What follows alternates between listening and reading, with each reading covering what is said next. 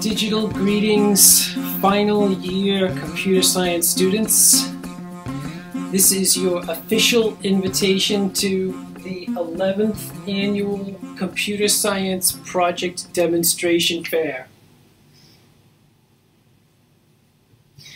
This is just a little kind of announcement to inform you about the Project Demonstration Fair and to help you prepare as well, some tips on how to prepare. So I've got two columns here, good things to know and good things to do before the Project Demonstration Fair. First thing to know is the date. It's going to be on Wednesday, the 15th of May, 2019, in the Great Hall, on the first floor of the Great Hall, and the program starts at 10 a.m. So that's when setup starts the time. The event has a web page with a lot more information on it than this video. There's a link to the Project Fair webpage in the description of this video. And you'll see videos from previous project fairs, previous project demonstration fairs, and photos from previous project demonstration fairs.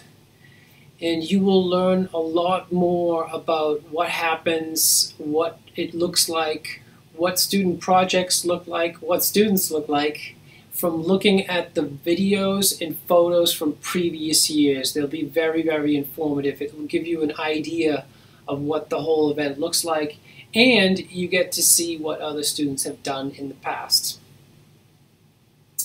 There's also a scheduled program on the web page, so you'll know hour by hour what happens throughout the day.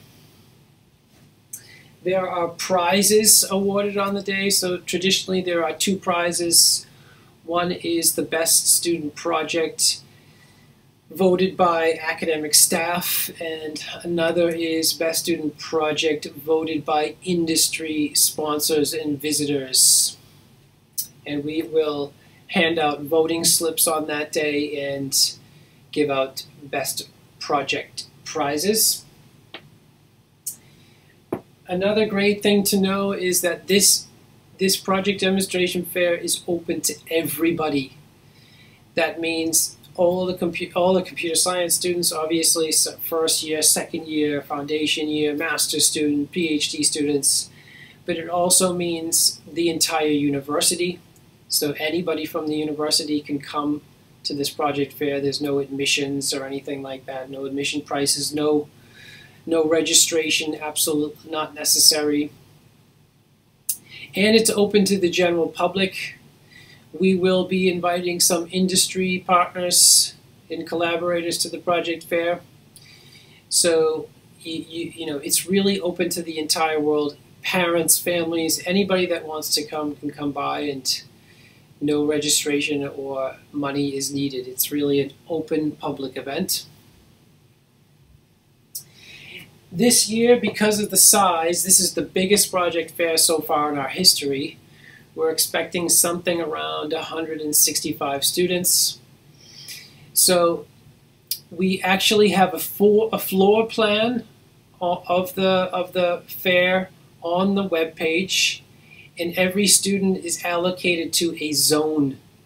The floor plan is broken up into 7 zones, and you set up your kit, your poster, maybe a demo in your allocated zone. If you want to find out what your allocated zone is, you look at the spreadsheet on the Project Fair webpage with all of the students and all the project titles, and then you look to see which zone you are in. For example, all the students whose surnames begin with the letter A are in Zone 1. And all of the students with surnames who begin with the letter Z are in Zone 7. And then there's everything in between. And you can see the floor plan and the zones and the spreadsheet that shows you which zone you're in on the project fair webpage. Also, it's very good to know that this is a rare opportunity. It's very unusual what's happening. This is not a typical event. I've never seen this done by other departments at the university. I've heard that there are other universities that do something similar, but I don't think most universities don't have an event like this. I certainly never participated in an event like this when I was a student. So this is a special occasion. It's an unusual event, and it's also an unusual event for your post-university life. If you work for a big company, it's very unusual to actually present the work that you did to a public audience. That is usually reserved for maybe a select few people in marketing at a company that present what a company does collectively. But typically this is a very unusual event. For most of the people here, it will be a once-in-a-lifetime kind of event. Okay, so those are some good things to know. Some good things to do are to check your project title by the 1st of May 2019 on the webpage spreadsheet. So I have a spreadsheet with the list of all the students, their zone allocation, and their project titles. Check that and see if it's okay. We use that spreadsheet to print out banners with your name and your project title. And you'll see those banners, they're printed by professionals in the photos from previous fairs. So if you want to see what they look like, that's what they look like. We have to get that information to the printers by May 1st at the absolute latest. So after May 1st, forget about it. Like, it'll be too late to submit your updated project title. Review the project handbook. So Marcus Rogenbach worked very hard on developing a project handbook. It's currently maintained by the head of final year students, Ben Mora. In that project handbook, there's more advice about the project fair, more information on how to prepare for and what to expect and so on. So have a look at that. For posters, we recommend preparing a size A1 poster in portrait format. So this is landscape format. Flip this board by 90 degrees and you get portrait format, so A1 size. But you'll see not everybody does that. If you look at the photos from previous years or the videos, you'll see not everybody follows that rule strictly, and that's fine too. There's certainly some flexibility. Some personal advice from me: create a demo video to support your project. If there are people walking by your stand all day long, you cannot manually give a demonstration to 100 people. It's just not practical. You'll be too tired. Sometimes you'll be somewhere else drinking a tea, maybe you're eating something or taking a break. What you really want to supplement your demonstration is a laptop with a demonstration video. For example, a screen capture demonstration of the software you were working on, and just be able to show that video on a loop. And even when you're not there, people can still see the demo video and get a look and feel for what you're doing. And that also serves as a useful tool in case your software or your demo breaks. It could break like during the day, in the middle of the day, or even like the night before. And if you have a demo video, you've got yourself covered. It's like a backup plan in case things go wrong. And you can show your demo video to people after the project fair too, when it's, if you want to talk for your undergraduate degree, you upload that demo video to YouTube and boom, you're going to get the job guaranteed. Feel free to bring a copy of your CV just in case you enter a nice conversation with a prospective employer. There will be prospective employers there.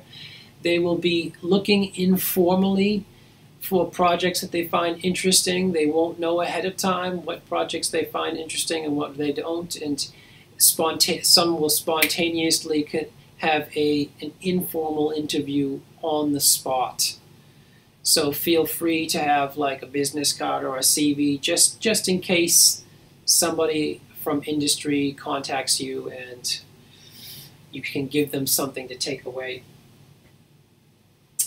This is a free hint that is about your third year project thesis or your final year project thesis. Check out this document called Bob's Project Guidelines. This is a document about how to write your dissertation.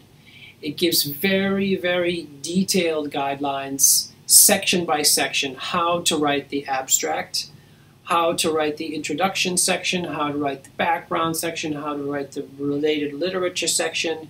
Every single section is given careful and detailed guidance. Just Google Bob's Project Guidelines, or you can go to the Project Demonstration Fair webpage and see a link to Bob's Project Guidelines there. Definitely worth your time. It took me like 4 years to write them, so I wrote them and refined them over the course of about 4 to 5 years, and then I published them in a referee journal, so they're available to the entire world. And finally, work hard and enjoy yourself. Nobody has ever looked back on this occasion or the degree and said, oh, I wish that I worked less, or I wish I hadn't tried so hard. The most often and frequent sentiment I hear is, I wish I had tried harder, or I wish I had applied myself more during my studies. This is what I hear a lot. I've never heard anybody say, oh, I wish I didn't try so hard, or I wish I didn't do so well at university. But I've heard hundreds of people say, I wish I had tried harder and done my best. So work hard and enjoy the day. It is fun. I enjoy it every year. I enjoy the atmosphere. I enjoy walking around and seeing all the different projects. This is our first time being in the Great Hall, so the atmosphere is going to be outstanding.